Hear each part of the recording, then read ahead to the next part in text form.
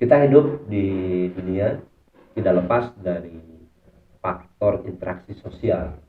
Saya nggak bisa mungkin menganggap hidup ini indah kalau saya diam di hutan sendiri. Bahkan Tarzan sendiri pun dia punya teman, dia punya orang tua, yaitu sang gorila. Di sini kita akan bahas apa fungsi komunikasi, karena di dalam komunikasi itu sendiri ada bahasa. Saya kembali ditemani oleh Bang WK. Kita akan bahas di Kami Bukan Tuhan bagaimana komunikasi yang baik dalam tatanan din salam. Apa kabar Bang? Aduh, hatur nuhun Jis. Pun Tetap baik. Nah, di sini di belakang layar sana ada Om Denbo, ahli bahasa. Ahli bahasa. Ahli bahasa Tarason dia. Ahli bahasa. Ahli bahasa perang. Jadi gini ya. Saya tuh mempelajari ini Bang, mungkin lebih dari 10 tahun terakhir. Nah, Karena saya meyakini salah satu kesuksesan saya dalam berbisnis itu adalah bagaimana membangun relasi. Bagaimana membangun relasi ini tuh saya pernah mengalami gini Bang. Saya mengirimkan statement salah, itu proyek gagal Bang. Pasti. Saya pernah dengan istri saya bahkan seperti ini. Saya ngechatting, bahasanya mungkin kurang enak, itu bisa marah istri saya. Berarti begitu di sini fungsi dari kalimat-kalimat, dari kata-kata yang jadi kalimat jadi bahasa komunikasi ini begitu pentingnya Bang. Penting banget. Nah ini yang akan saya tanyakan pertama gini Bang. Ketika Abang mempelajari kitabullah Al-Quran, itu kan di dalamnya kata-kata. Dan kata satu dengan disandingkan dengan kata lainnya akan menghasilkan makna yang mungkin berbeda-beda ya. Nah sebenarnya Abang bisa dikatakan menerjemahkan Al-Quran itu berarti? Saya menerjemahkan Al-Quran. Sebenarnya enggak. Yang lebih tepat saya merepresentasikan Al-Quran. Merepresentasikan. Nah ini merepresentasikan itu gimana Bang? Kalau saya kan pahaminya gini, kalau saya baca novel misalkan, atau saya baca, saya seneng baca buku misteri Bang. Saya baca bukunya Stephen King misalkan. Wah, ketika saya baca, ternyata kesimpulan saya itu salah gitu. Karena saya kurang menangkap kata-kata demi kata, clue dari kata-kata ini. Kalau di dalam Al-Quran itu seperti apa metodenya? Kan ada teks, ada konteks ya. Ya betul. Nah, itu berbeda antara teks dengan konteks. Kalau teks itu tentu yang akan, nah ketika kita menerjemahkan misalnya, ini saya membedakan antara menerjemahkan dengan merepresentasikan atau menafsirkan. Ini dalam bahasa kita sebutnya air, ya air. Tapi ketika dirubah ke bahasa Inggris jadinya Water. itu terjemah. Oh. Itu terjemah. Tapi ketika saya merepresentasikan sifat air yang sejuk, saya berbicara dengan sejuk, dengan adem, nah itu representasi. Oke di sini nih sebelumnya saya minta izin nih Bang. Ini mungkin agak mendalam nih ngebahas ini. Misalkan di dalam Al-Quran itu ada kata din as-salam. Seperti kita ketahui, din ini diterjemahkan ke bahasa Indonesia itu agama. Agama, oke. Agama. Kalau representasinya apa? Din diterjemahkan agama. Agama. Oke. Tapi kalau kita tinjau, jadi ketika kita ingin merepresentasikan dari sebuah teks, ya teks din itu kan bersumber dari kitabullah. Ya. Ya, ketika kita ingin merepresentasikannya, tentunya kita harus melakukan kompilasi data pemakaian kata din di dalam kitabullah secara holistis, secara keseluruhan. Jadi jangan hanya satu ayat dan langsung menyimpulkan din itu adalah enggak. Itu berarti belum komprehensif, belum holistis. Makanya agama Islam itu kan diambil dari salah satu ayatnya, itulah inna dinna indallah Islam. Nah, hari ini telah aku sempurnakan din Islam. Sesungguhnya din agama yang diridhai Allah hanya Islam. Kan begitu kalimatnya kan? Karena mereka menerjemahkan din itu sebagai agama. Itu belum representatif. Karena apa? Karena belum secara keseluruhan derivasi lafaz din itu ditinjau. Ketika nanti kalau kita meninjau secara keseluruhan, nanti ada kata Yaumiddin. Nah, Yaumiddin di sana diartikan apa? Hari pembalasan kan? Iya, iya. Kenapa nggak diterjemahkan sebagai hari agama misalnya? Itu kan jadi tabrakan. Iya, betul. Jadi kontra antara dinartian agama dengan Yaumiddin. Harusnya bisa inline. Antara Yaumiddin dengan din itu harusnya bisa inline. Satu makna. Iya.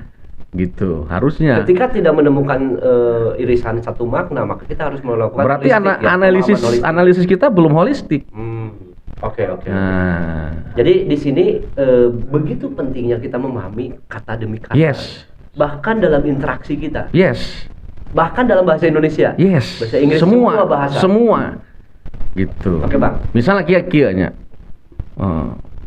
Anjing. Bahasanya. Ya. Harus kita tinjau secara keseluruhan dulu. Ketika dengan orang sesuku dengan saya, anjing itu bahasa mesra. Woi anjing, kemana aja kau puki, Pak? Kalau gak nampak-nampak batang hidung kau, itu buat kita bahasa mesra. Tapi ketika di Sunda kan beda lagi. Ketika bahkan saya anjing mana kemana wae itu bahasa mesra. Bahasa mesra juga tuh gitu. Iya.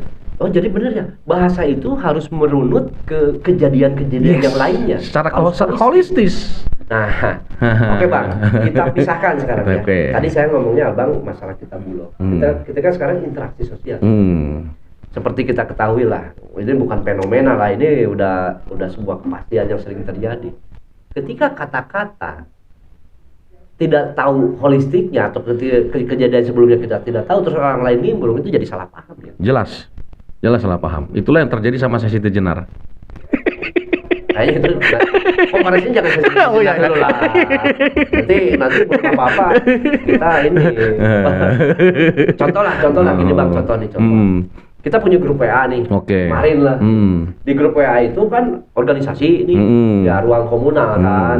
Ada ketua, wah ada orang yang formal, ada orang tukang heureuy, aya nu pemikirannya tajam, aya nu pemikirannya santai-santai saja. Ketika ada interaksi antara satu orang dengan satu orang ini ternyata distorsi. Salah pemahaman. Anu lain milu ngaributkeun. Pas ya sa grup gitu. Nah ini sering terjadi ya. Sering terjadi, makanya butuh ilmu. Butuh ilmu. Nah ini sebenarnya yang mau saya ngobrolin. Saya mempelajari ini. Lebih lah dari 10 tahun. Bagaimana sebenarnya kata demi kata itu akan sebenarnya keluar itu dari internal manusianya itu sendiri. Yes.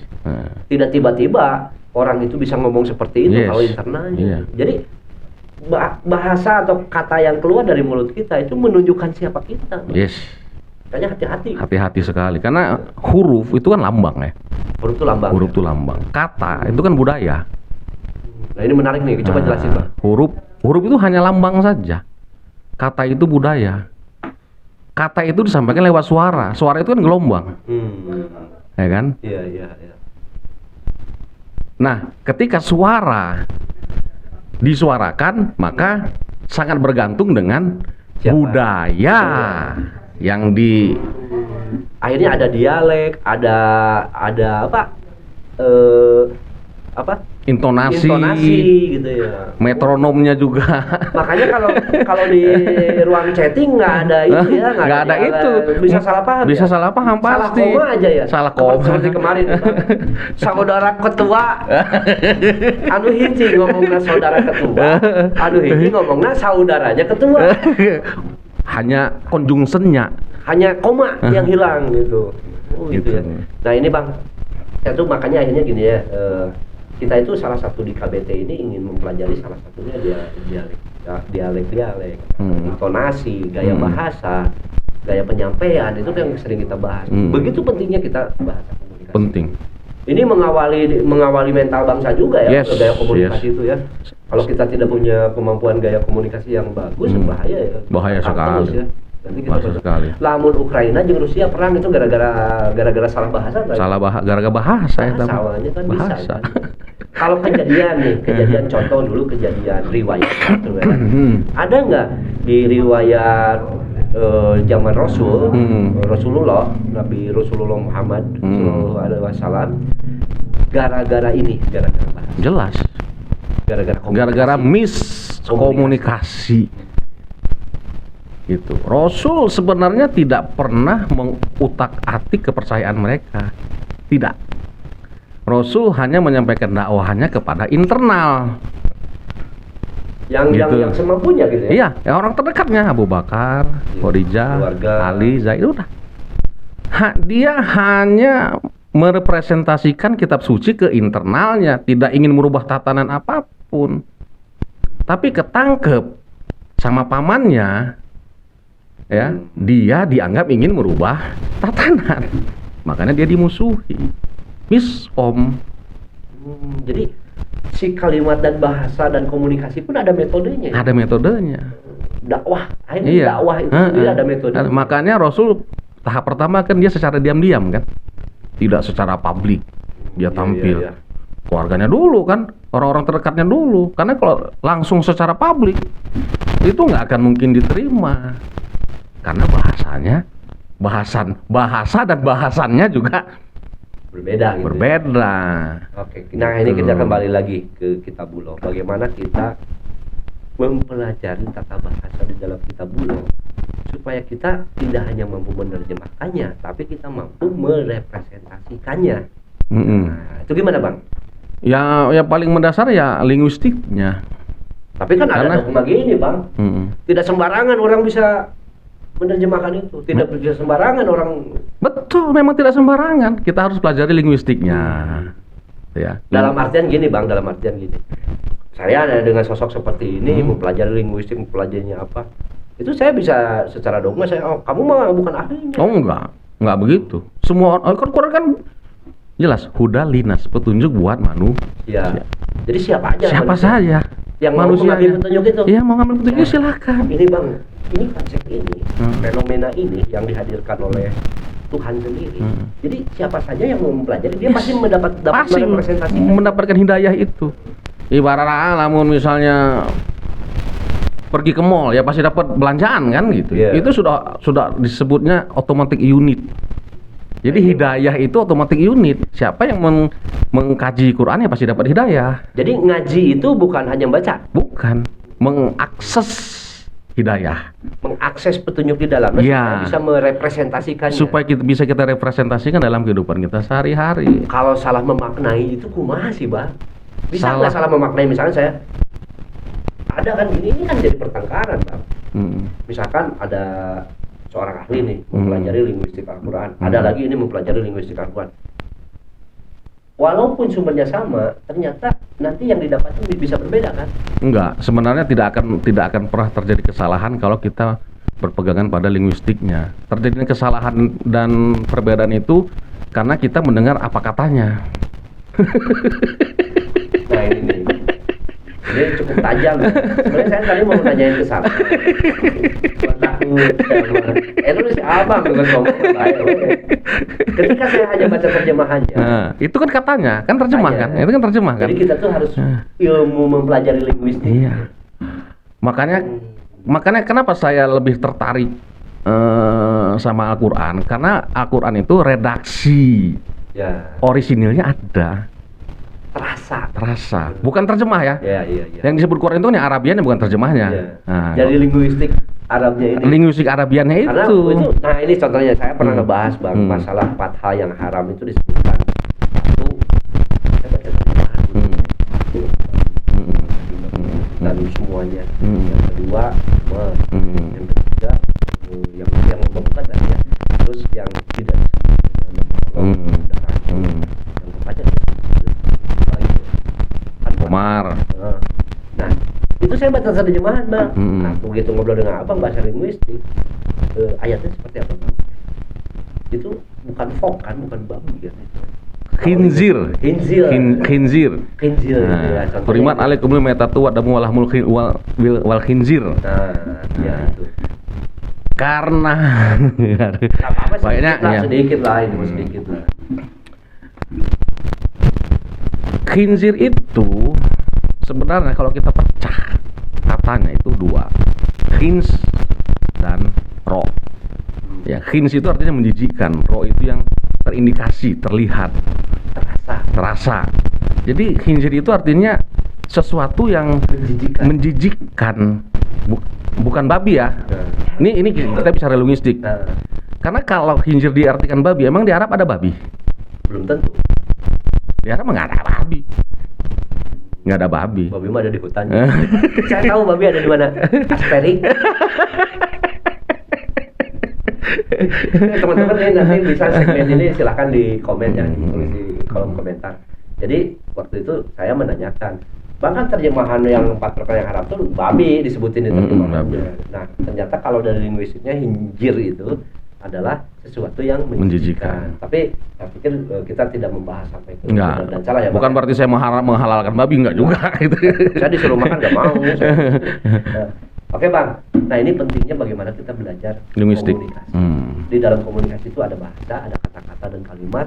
Akhirnya kata itu adalah muncul mungkin secara dialek juga ada budaya dan ada resonansi suara yang jadi kalimat komunikasi itu sangat tergantung dengan hatinya Yes, manusia dan eta. pikirannya manusia. Walaupun saya ngomong halus, ketika pikiran dan hati saya buruk kan menyindir. Akhirnya keluar Ketika yang saya buruk. ngomong kasar tapi karena ada kasih sayang jadi Edukasi. mesraan, gitu. Terima kasih bang. Oke. Ini buku untuk pembahasan lebih lanjut nanti dengan teman-teman yang lain. Nah, teman-teman di sini tidak bermaksud menyalahkan atau apapun juga menjudge ataupun ini bahwa sebuah itu. Tapi ini adalah sebuah khazanah yang harus kita bahas bersama untuk menuju kebaikan. Terima kasih. Di sini bersama kami bukan Tuhan. Assalamualaikum warahmatullahi wabarakatuh.